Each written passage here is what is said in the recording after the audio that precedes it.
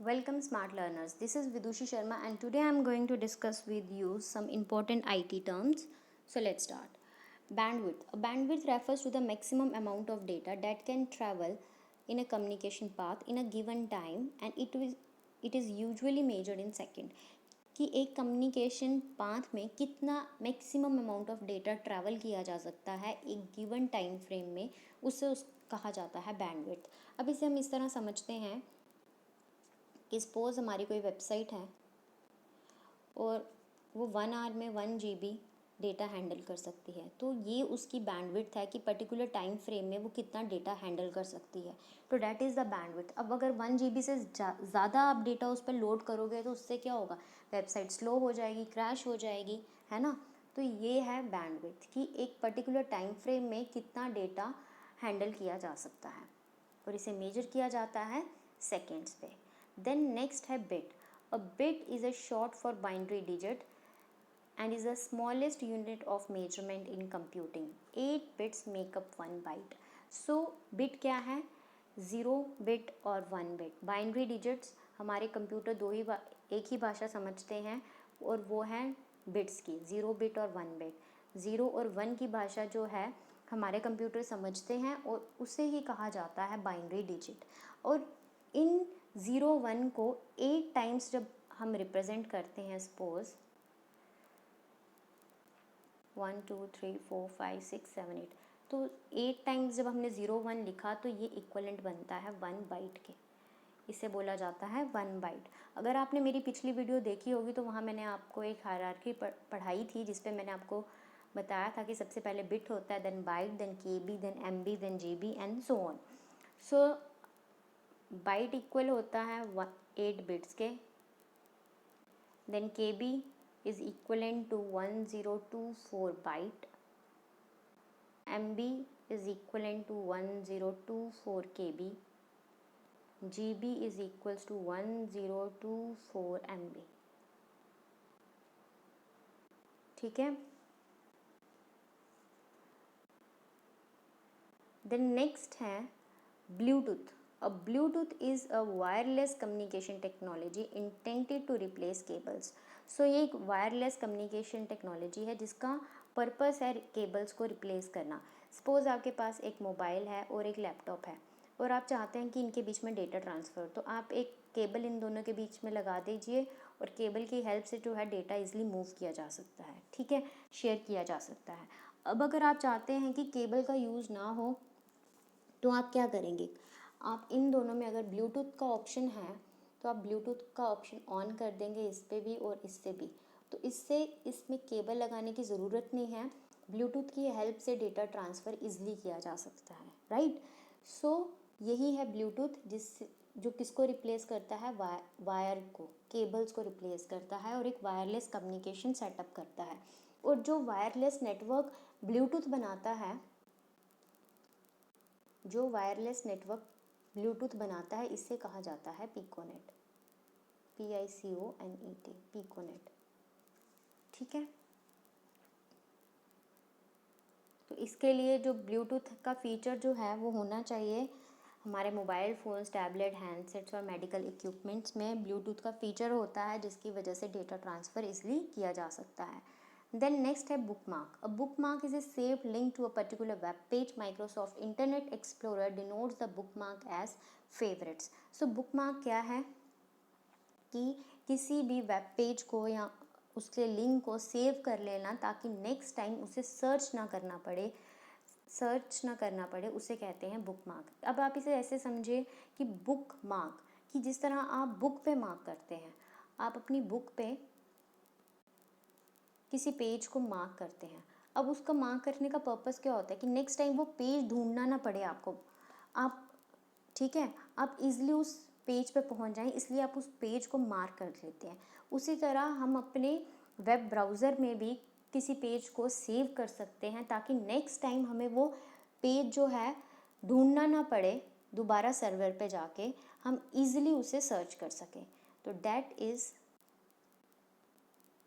Bookmark. अब bookmark का option हमारे कहाँ रहता है, हमारी सेटिंग्स में, हमारे ब्राउज़र की सेटिंग्स में हिस्ट्री, डाउनलोड्स करके ऑप्शंस रहते हैं और वहीं पे एक बुक मार्क का ऑप्शन भी रहता है। ठीक है, आप जैसे ही कोई सपोज़ क्रोम में आप कुछ भी टाइप करते हैं सर्च बार पे google.com yahoo.com और साइड पे एक स्टार का ऑप्शन होता है, तो इस स्टार पे जैसे ही आप क्लिक करते हैं एक डायलॉग बॉक्स ओपन होता है और इस डायलॉग बॉक्स पे लिखा होता है बुक मार्क, और जैसे ही आप उस बुक मार्क पे क्लिक करके डन अप्लाई ओके कुछ भी करते हैं तो उसके बाद ये जो आपने यहाँ पे सपोज़ ये फेसबुक का पेज था या याहू का पेज था, ये सेव हो जाएगा, ये आपके ब्राउज़र पे सेव हो जाएगा और नेक्स्ट टाइम आपको सर्च करने में हेल्प मिलेगी। आपको दोबारा टाइप नहीं करना पड़ेगा, आप डायरेक्ट क्लिक कीजिए और आप उस पेज तक पहुँच जाएंगे। आई होप आपको समझ आ रहा हो, और अगर आपको समझ आ रहा है तो प्लीज़ लाइक का बटन ज़रूर प्रेस कीजिए और हमारे चैनल को शेयर और सब्सक्राइब ज़रूर कीजिए। देन नेक्स्ट है browser. Browser is a software program that allow you to serve the web. A popular web browser include Google Chrome, Mozilla Firefox, Microsoft Edge and Internet Explorer. So browser क्या है? एक software है जिसकी help से आप internet चला सकते हैं, इंटरनेट सर्व कर सकते हैं, वेब सर्व कर सकते हैं, डैट इज़ ब्राउज़र। और ये ब्राउज़र सॉफ्टवेयर है, और सॉफ्टवेयर तो है पर सॉफ्टवेयर भी किस टाइप का है? ये एक एप्लीकेशन सॉफ्टवेयर है। ब्राउज़र एक एप्लीकेशन सॉफ्टवेयर है जिसकी हेल्प से आप इंटरनेट को रन कर सकते हैं। देन आता है cash. When you download a web page, the data is cached, meaning it is temporarily stored on your computer. The next time you want that page, instead of requesting the file from the web server, your web browser just accessed it from the cache so that the page load quickly. तो ये है cash. Cash क्या है? एक memory है, एक temporary memory है आपके वेब ब्राउज़र में, और इस मेमोरी की हेल्प से क्या होता है कि आपका डेटा स्टोर हो जाता है। अब ये स्टोर होने से आपका डेटा बार बार सर्वर पे जाके लोड नहीं करना पड़ेगा, वहाँ से एक्सेस नहीं करना पड़ेगा, बल्कि आपकी ब्राउज़र से ही वो लोड हो जाएगा। अब आप इसे इस तरह समझिए कि सपोज़ आपका फेसबुक का लॉगिन पेज है। अब लॉगिन के पेज पे आपकी ईमेल आईडी जो है वो कई बार ऐसे ही आ जाती है, पहले से लिखी हुई आ जाती है, तो वो क्या है? वो आपके ब्राउज़र की कैश मेमोरी में स्टोर थी और वहीं से लोड होकर आ गई। ठीक है, अब आप इसे अगर इससे आप और डिटेल में समझना चाहते हैं तो सपोज़ आपकी कोई फ़ाइल है, कोई फॉर्म है, ठीक है, आप फॉर्म फिल करते हैं और फॉर्म में आप अपने नेम, एड्रेस, मोबाइल नंबर्स वगैरह एंटर करते हैं। तो जैसे ही आपने ये फील्ड एंटर की और सडनली आपका लैपटॉप शट हो गया या फिर कुछ भी हो गया जिससे आपका ये फॉर्म का पेज क्लोज हो गया, ठीक है, और नेक्स्ट टाइम आप जब ये फॉर्म का पेज दोबारा ओपन करते हैं तो जैसे ही आप अपना नाम टाइप करते हैं तो नीचे आपका नाम लिखा हुआ पहले से ही आता है और आप उसे क्लिक करते हैं और वो ऑटो फिल हो जाता है। वैसे ही एड्रेस ऑटो फिल हो जाता है। तो वो जो ऑटो फिल हो रहा है, जो आपका डेटा आपको पहले से जो आपने पहले टाइप किया था वो अब आपको दोबारा शो हो रहा है, वो that is due to the cache memory. वो इसलिए हो रहा है क्योंकि आपके ब्राउज़र की सेटिंग्स में एक ऐसी मेमोरी है जो आपका डेटा स्टोर कर लेती है, ताकि दोबारा आपको सर्वर पे ना जाके उसे लोड ना करना पड़े। और इससे क्या हुआ? एक्सेस टाइम वो रिड्यूस हो गया और आप जो काम है वो ज़्यादा अच्छी स्पीड में कर पाएंगे। तो ये है कैश मेमोरी, जो आपका डेटा जो है टेम्परेली स्टोर कर देती है ताकि आपका जो पेज है वो इजली लोड हो सके।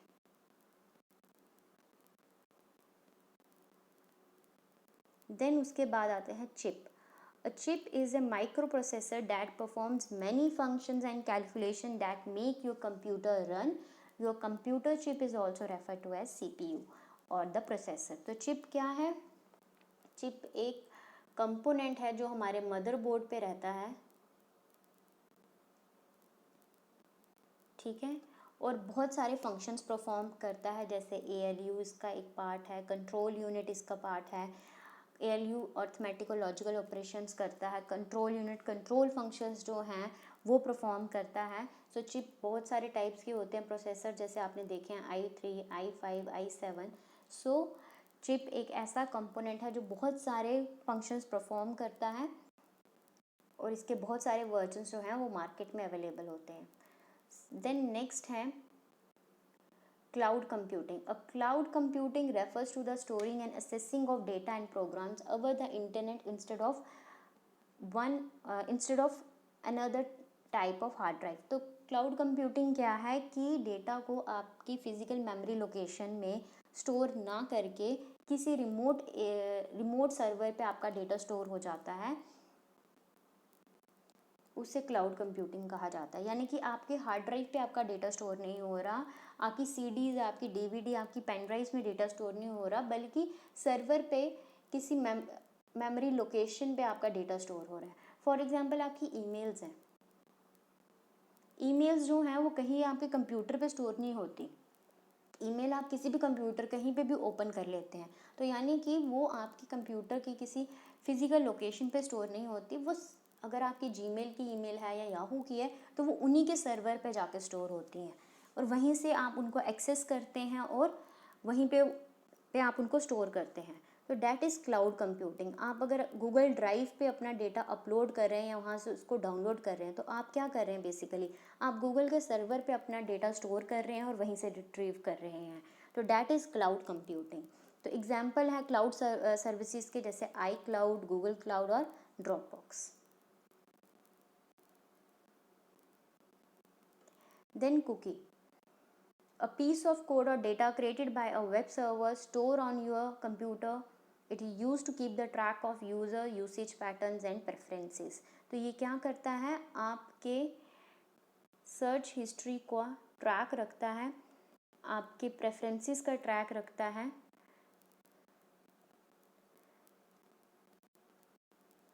तो इसे हम इस तरह समझते हैं कि सपोज अमेज़ॉन की साइट है, अमेज़ॉन की साइट पे आपने कुछ सर्च किया, सपोज़ आपने वहाँ पे अपने लिए कोई ड्रेस सर्च की, ठीक है, आपने अमेज़ॉन की साइट पे कोई ड्रेस सर्च की और अमेज़ॉन की साइट से आपको एक मैसेज आता है, एक्सेप्ट द कुकीज़। और यहाँ पे दो बटन्स रहते हैं, एक में लिखा रहता है एलो और दूसरे में डिनाई। तो जैसे ही आप एलो पे क्लिक करते हैं तो उसके बाद अमेज़ॉन की वेबसाइट क्या कर सकती है, आपकी सारी सर्च हिस्ट्री जो आप उनकी साइट पे करते हैं उसे ट्रैक कर सकती है और उसके अकॉर्डिंग आपको फिर वो एडवर्टाइजमेंट भेज सकती है। तो ये पर्पस रहता है कुकीज़ का। तो ये एक ऐसा पीस ऑफ कोड है जो आपकी सर्च हिस्ट्री को ट्रैक करता है। सो नेक्स्ट टाइम आप कहीं पे भी लॉगिन करेंगे, किसी भी साइट पे सर्च करेंगे, आपको साइट पे अमेज़ॉन की एडवर्टाइजमेंट पर्टिकुलर ड्रेस की शो होती रहेगी। तो that is the purpose of cookies. Device driver. A device driver is a small program that allow a preferable device such as printer or scanner to connect to your PC. तो device driver जो हैं वो ऐसे programmes हैं जो operating system और hardware को communicate करवाने का काम करते हैं। इसे हम इस तरह समझते हैं कि सपोज़ आपका हार्डवेयर है और ऑपरेटिंग सिस्टम है, अब इसने आपस में कम्युनिकेट करना है, तो वो जो कम्युनिकेट का मीडियम है ना, वो डिवाइस ड्राइवर है। ये एक ऐसा प्रोग्राम है जो ऐसा मीडियम है जो इन दोनों के बीच में कम्युनिकेट करवा सकता है, ट्रांसलेट करवा सकता है, ठीक है। जैसे सपोज़ आपके पास कोई भी हार्डवेयर है, जैसे इधर प्रिंटर और स्कैनर की एग्जांपल लिखी है, तो प्रिंटर ने अगर काम करवाना है ऑपरेटिंग सिस्टम से, तो जब तक हमारे पास प्रिंटर का ड्राइवर इंस्टॉल नहीं होगा हमारे सिस्टम पे, तब तक प्रिंटर जो है वो ऑपरेटिंग सिस्टम से अपना काम नहीं करवा पाएगा और ऑपरेटिंग सिस्टम प्रिंटर से अपना काम नहीं करवा पाएगा। तो यही है ड्राइवर जो बीच में मीडियम का काम करते हैं और दोनों के बीच में काम करवाते हैं। Domain. A domain is a set of computers on a network that are managed as a unit. तो डोमेन क्या है, कंप्यूटर्स, बहुत सारे कंप्यूटर्स का एक सेटअप है जो एज ए यूनिट काम करते हैं किसी पर्टिकुलर टास्क के लिए। तो तो डेट इज़ डोमेन, कि set of computer that work as a unit for a particular task that is known as domain. अब डोमेन से ही एक बहुत ही फेमस टर्म है जो मैंने यहाँ लिखी नहीं है बट मैं आपको बताना चाहूँगी, DNS, domain name system. Domain name system, और ये डोमेन नेम सिस्टम क्या करता है, ये डोमेन नेम सिस्टम IP को नेम में और नेम को IP में कन्वर्ट करता है। IP to name and name to IP conversion का काम जो है वो डोमेन नेम सिस्टम करता है। अब आप इसको इस तरह समझिए कि सपोज आपकी फ़ोन बुक है, ठीक है, आप अपने फ़ोन बुक में सेव करते हैं राम, ठीक है, और उसका नंबर, और आप जब कॉल करते हैं राम को तो बैक एंड में आप किससे कॉल कर रहे हैं, उसके नंबर से। आपको उसका नंबर पता है तभी तो आप उसको कॉल कर रहे हैं। तो यही है डोमेन नेम सिस्टम, कि आपको नाम पता है, आपको google.com पता है, पर बैकएंड में एक IP एड्रेस है, कुछ उसके नंबर्स हैं जिसके थ्रू कम्युनिकेशन, जिसके थ्रू वो उसको सर्च कर पा रहा है, लोकेट कर पा रहा है, that is DNS, domain name system, जो IP को नेम और नेम को IP में कन्वर्ट करता है। Encryption is a process of converting electronic data to a unrecognizable or encrypted form, one that can't be easily understood by the unauthorized party।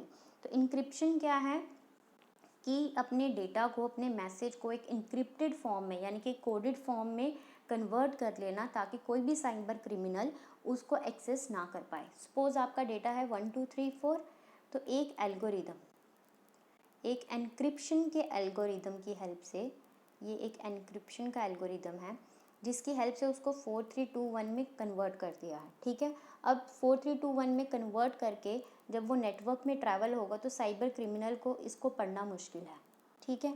अब next time जब इसने अपने डेस्टिनेशन पे रीच करना है तो वहाँ पे भी कोई एल्गोरिदम होगा एन्क्रिप्शन का जो सिर्फ दोबारा 1 2 3 4 में कन्वर्ट कर देगा, ठीक है। तो ये है इंक्रिप्शन का प्रोसेस, जो किसी एल्गोरिदम से एक डेटा को कोडेड फॉर्म में कन्वर्ट कर दिया जाता है और उसे सेंड कर दिया जाता है, और फिर दोबारा उसे किसी एल्गोरिदम की हेल्प से ओरिजिनल फॉर्मेट में लाया जाता है। और ये जो कोडेड फॉर्म में डेटा को कन्वर्ट किया जाता है इसे बोला जाता है साइफर। इस कोडेड फॉर्म डेटा को बोला जाता है cipher text. This is your original text, and the coded data or encrypted data is ciphertext. Then next है firewall. A firewall is a barrier that acts as a security system to protect the trusted computer system and network from outside connection and untrusted networks such as internet। तो firewall क्या है, एक security system है, एक ऐसी wall है जो हमें, हमारे सिस्टम को, हमारे नेटवर्क्स को सिक्योरिटी प्रोवाइड करती है ताकि कोई भी मलिशियस कोड, कोई भी वायरस, वर्म, ट्रोजन हमारे नेटवर्क में एंटर ना हो सके। तो वो काम है फायरवॉल का। और फायरवॉल हार्डवेयर के टाइप में भी हो सकती है और सॉफ्टवेयर में भी हो सकती है। Then FTP is file transfer protocol. Protocol क्या होते हैं ये मैंने पिछली वीडियो में पढ़ाया है, तो प्लीज़ जाके उधर ज़रूर देखें। फाइल ट्रांसफ़र प्रोटोकॉल, और file transfer protocol is a common method of transferring the files via the internet from one host to another host. तो ये एक ऐसा प्रोटोकॉल है, ऐसे सेट ऑफ रूल्स हैं जो कि फाइल्स को ट्रांसफ़र करते हैं इंटरनेट में from one end to another and.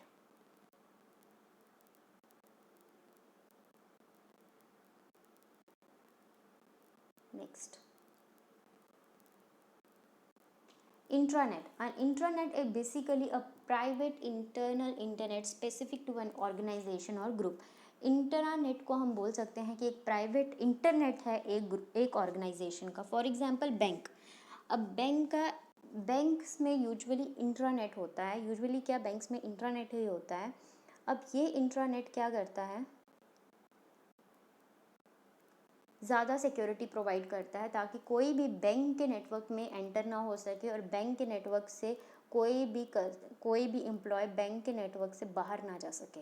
तो उसलिए एक प्राइवेट नेटवर्क सेटअप किया जाता है सिक्योरिटी पर्पस के लिए, डैट इज़ इंट्रानेट। एक प्राइवेट इंटरनेट होता है ऑर्गेनाइजेशन का जो सिर्फ और सिर्फ वहाँ के ही एम्प्लॉयज़ एक्सेस कर सकें। Then URL, URL stands for, यहाँ पे यूनिक नहीं यूनिफॉर्म आएगा। URL stands for uniform resource locator और web address.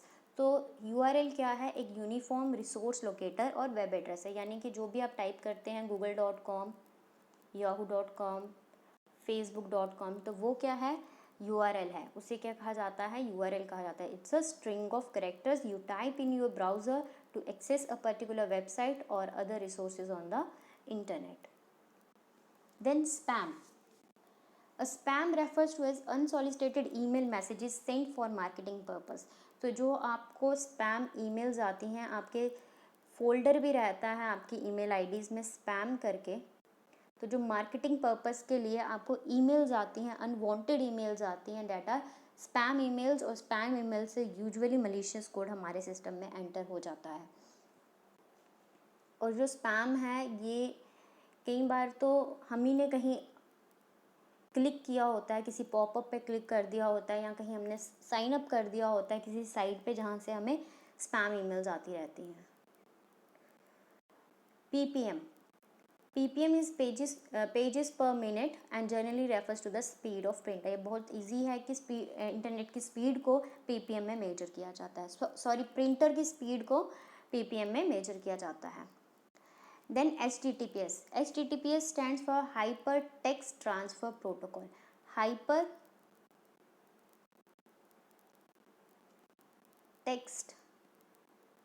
Transfer. Hypertext Transfer Protocol, and S stands for secure. So Hypertext Transfer Protocol with security comes is HTTPS. और ये क्या करता है? ये सिक्योरली हमारे डेटा को इंटरनेट पे सेंड और रिसीव करता है। और जो भी HTTPS की वेबसाइट्स होती हैं वो ग्रीन कलर के मार्क में होती हैं, ग्रीन यानी कि वो ट्रस्टेड साइट्स होती हैं। Then next DHCP, dynamic host configuration protocol. ये एक ऐसा प्रोटोकॉल है जो हमारे सिस्टम्स को IP एड्रेस असाइन करता है ऑटोमेटिकली। दो तरह से हमारे सिस्टम्स को IP एड्रेस असाइन हो सकता है, एक मैनुअली यानी कि खुद कंप्यूटर एडमिनिस्ट्रेटर या फिर हम अगर नॉलेज रखते हैं उसे IP एड्रेस दें, या फिर ऑटोमेटिक। और जो ऑटोमेटिक IP एड्रेस है वो DHCP सर्वर वो देता है। DHCP सर्वर में एक प्रोटोकॉल रहेगा जिसका नाम होगा DHCP प्रोटोकॉल, और इस प्रोटोकॉल का काम है ऑटोमेटिक IP एड्रेस हमारे कंप्यूटर सिस्टम्स को या मोबाइल्स को प्रोवाइड करना। Then network interface card, NIC क्या है? एक बेसिक कंपोनेंट है जो हमारे मदरबोर्ड पे अटैच होता है, जिसकी वजह से हमारे कंप्यूटर्स को इंटरनेट की फैसिलिटी प्रोवाइड होती है, तो that is NIC card. IP address, internet address, logical address, temporary address and range is 0 to 255। So IP address क्या है? IP एड्रेस जो है वो एक टेम्परेरी एड्रेस है। टेम्परेरी एड्रेस क्यों है? सपोज आपका घर जहाँ पे आप रहते हैं, आपका होम टाउन, वो आपका परमानेंट एड्रेस है। क्यों? क्योंकि वो कभी चेंज नहीं होगा। पर अगर आप किसी ऑफिस में काम करते हैं या आपका कोई PG है, वो आपका टेम्परेरी एड्रेस है क्योंकि वो चेंज होता रहेगा, राइट? तो उसी तरह जिस तरह किसी भी इंसान के दो एड्रेस हो सकते हैं, एक परमानेंट एड्रेस, एक टेम्परेरी एड्रेस, वैसे ही कंप्यूटर के भी दो एड्रेस हो सकते हैं। वन इज़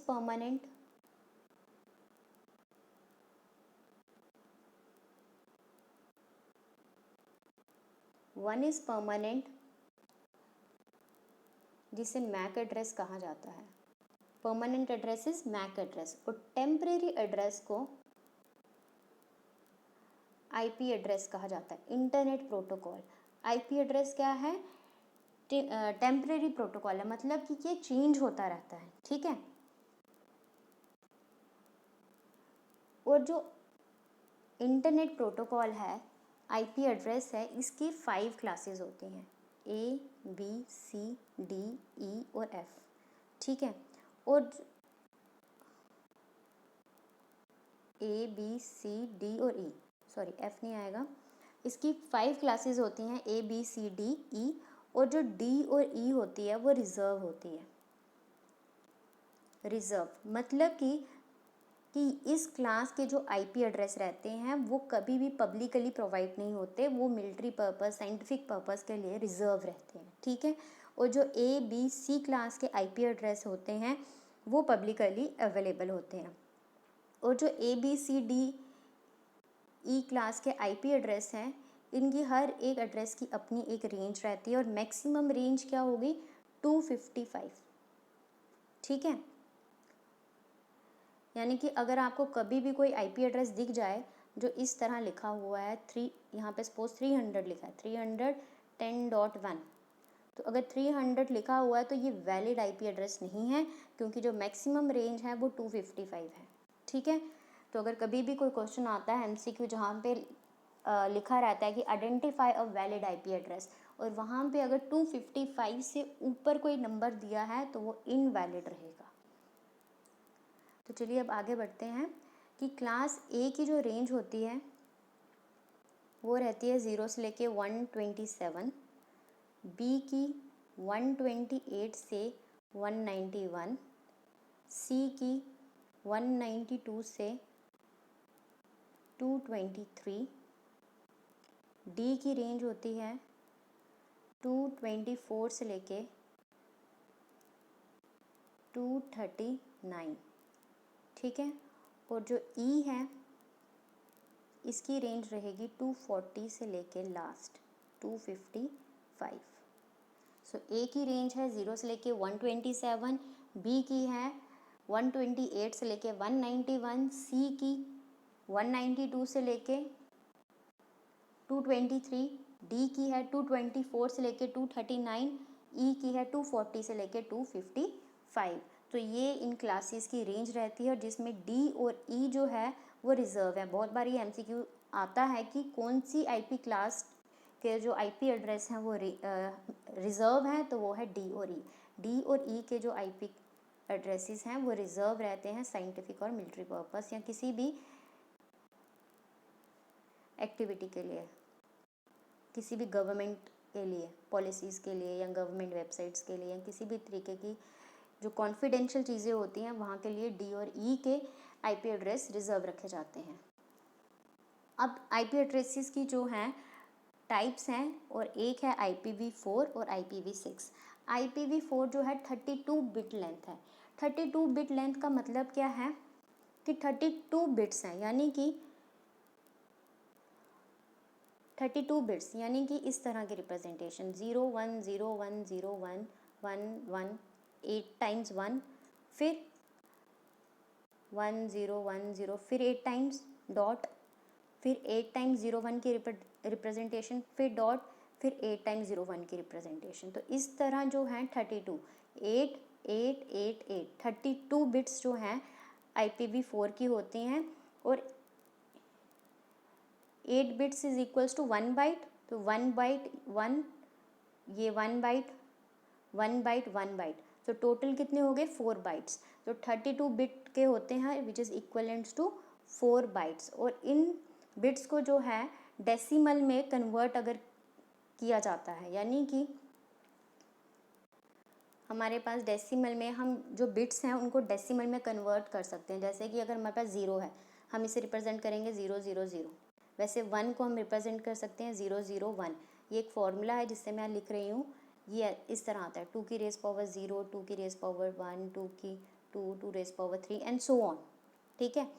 तो 2 0 0 1 0, 3 0 0 0 1, सॉरी 0 0 1 1। इस तरह जो है इस फॉर्मूले से बाइनरी को डेसिमल और डेसिमल को बाइनरी में कन्वर्ट किया जा सकता है। कन्वर्ट किया जा सकता है। कन्वर्जन्स का मैं आपको अलग एक वीडियो बना के ज़रूर दिखाऊंगी जिसमें नंबर सिस्टम की कन्वर्जन्स होंगी। अभी मैं आपको इतना बता देती हूँ कि 2 की पावर होती है, ठीक है, और उस हिसाब से इन सारे बिट्स को रिप्रेजेंट किया जाता है और डेसिमल्स में कन्वर्ट किया जाता है। तो इससे 32 बिट लेंथ में कन्वर्ट किया जाता है डेसिमल में, और यहाँ पे मैंने आपको एग्जांपल एक दी हुई है। और अगर कोई भी रेंज 255 से ऊपर आपको दिखती है तो वो इनकरेक्ट है। उसी तरह IPv6 जो है वो 128 बिट लेंथ में होता है, यानी कि 16 बाइट्स में होता है, और ये हेक्साडेसिमल में होता है। IPv6 किस में होता है? हेक्साडेसिमल में होता है, यानी कि इसमें डेसिमल के साथ साथ डेसिमल तो होते हैं, साथ में हम लेटर्स का भी यूज़ कर सकते हैं, ABCDE और F का, इससे ज़्यादा नहीं, ठीक है। यहाँ पे मैंने आपको IPv6 की एक एग्जांपल दी हुई है। तो IPv6 में एक कुछ हमारे पास लीनियंसी रहती है कि अगर सपोज कंसेक्यूटिव ज़ीरोज़ आ रहे हैं तो हम इसे ओमिट कर सकते हैं और इसके बदले सीधे ही 2 सेमीकोलन लगा सकते हैं, ठीक है, 2 कोलन साइंस लगा सकते हैं। वैसे अगर 0063 है तो हम आगे के 0 ओमिट कर सकते हैं और डायरेक्टली 63 को लिख सकते हैं, ठीक है। अगर 0000 करके है तो हम एक ही 0 लगा के इन सारे ज़ीरोज़ को रिप्रेजेंट कर सकते हैं। तो ये जो है थोड़ा सा हमें फ्लेक्सिबिलिटी दी हुई है IPv6 ने। जैसे आप देखें कि ये एक IPv6 का मैंने लिखा हुआ है, इसमें ये सारे ज़ीरोज़ को एक 0 से रिप्रेजेंट कर दिया है। ये कंसेक्यूटिव ज़ीरोज़ हैं, इनको मैंने यहाँ पे सिर्फ 2 कोलन साइन से रिप्रेजेंट किया है। 0063 है तो सिर्फ 63 लिख दिया है। तो दिस इज़ IPv6। तो ये 128 बिट लेंथ के होते हैं, 16 बाइट्स और हेक्साडेसिमल में होते हैं। IPv4 जो है 32 बिट लेंथ के होते हैं, डेसिमल्स में होते हैं, और 4 बाइट्स होती हैं इनमें, ठीक है। कन्वर्जन्स जो हैं डेसिमल की, हेक्साडेसिमल की, ये मैं आपको नेक्स्ट वीडियो में ज़रूर बताऊंगी ताकि आपको थोड़ा ज़्यादा क्लियर आइडिया मिल जाए। Then hyperlink, a highlighted underlined phrase or word on a web page that can be clicked to go to another part of the page or even to another web page is called hyperlink. So hyperlink क्या है? कोई भी आपको bold जो दिखता है जिस पे आप क्लिक करके नेक्स्ट वेब पेज पे जंप कर जाते हैं, मूव कर जाते हैं, डेट इज़ हाइपरलिंक। हाइपरलिंक को ही लिंक कहा जाता है। अगर आपको कभी कोई हाइपरलिंक से कंफ्यूज ना करना, हाइपरलिंक को ही आप लिंक बोलते हैं जिससे आप एक वेब पेज से दूसरे वेब पेज पे जंप करते हैं और मूव करते हैं। सो ये एक वीडियो थी जिसपे मैंने आपको इम्पॉर्टेंट IT टर्म्स बताई, और इसके अलावा कोई भी IT टर्म आपको लगे इम्पॉर्टेंट है और मैंने आपके साथ डिस्कस नहीं की है, सो प्लीज़ कमेंट सेक्शन पे लिखें और हम उसे आपके साथ ज़रूर डिस्कस करेंगे। So thank you.